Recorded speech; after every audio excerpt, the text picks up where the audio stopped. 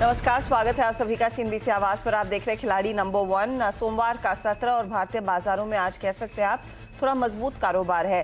Nifty भले ही थोड़े से सीमित दायरे में, लेकिन निफ्टी बैंक में तेजी है और मिड कैप्स की तरफ से पूरा जोश। तो आपके सामने अब निफ्टी का हाल, जहां पर हमने देखा है करीब 55 अंकों की बढ़त। निफ्टी बैंक करीब 145 पॉइंट ऊपर है और मिड कैप इंडेक्स अगर आप देखेंगे तो वहां पर तो पूरे 200 अंकों का इजाफा बनता दिखाई दे रहा है। तो एक तगड़ा मार्केट ब्रेथ तेजी की तरफ ही इशारा कर रहा है।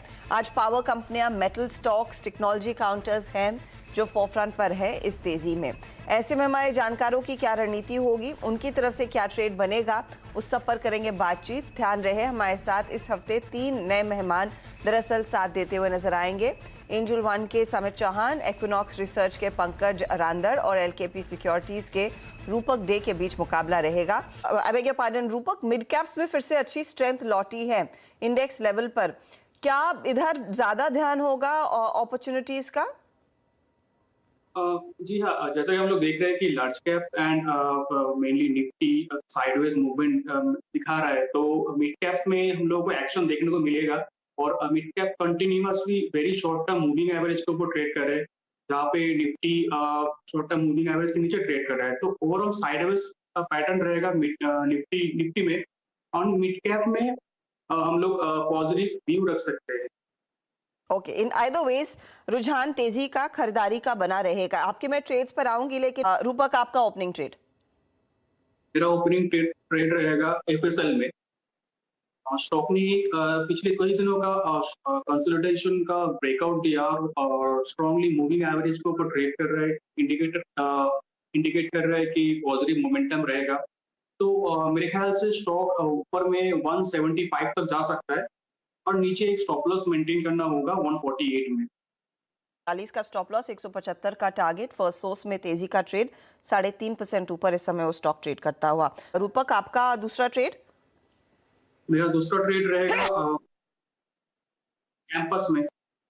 स्टॉक ने एक लंबी करेक्शन के बाद एक रिकवरी का इंडिकेशन दे रहा है और जो शॉर्ट टर्म मूविंग एवरेज है उसके ऊपर ट्रेड कर रहा है आज। और वॉल्यूम भी अच्छी खासी है लास्ट 2 दिन के।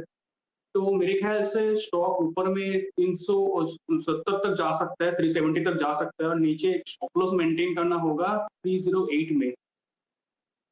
8 का स्टॉप लॉस, 370 का टारगेट रहेगा। ये फिलहाल आपके लिए एक मौका कैंपस में तेजी करने का। रूपक आपका अगला ट्रेड? मेरा अगला ट्रेड रहेगा इंडियन बैंक में।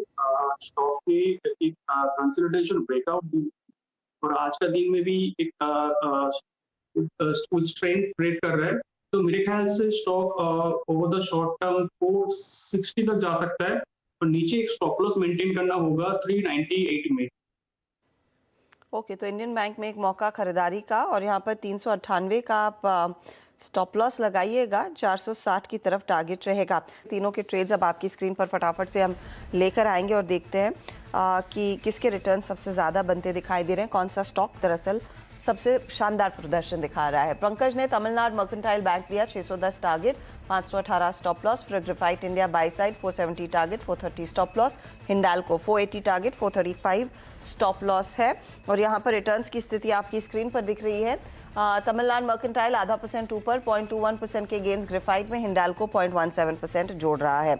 अगला है रूपक का पोर्टफोलियो। फर्स्ट सोर्स 175 का target, 148 stop loss. Campus active है 370 टारगेट, 308 स्टॉप लॉस। और इंडियन बैंक 460 का टारगेट, 398 इनका स्टॉप लॉस है।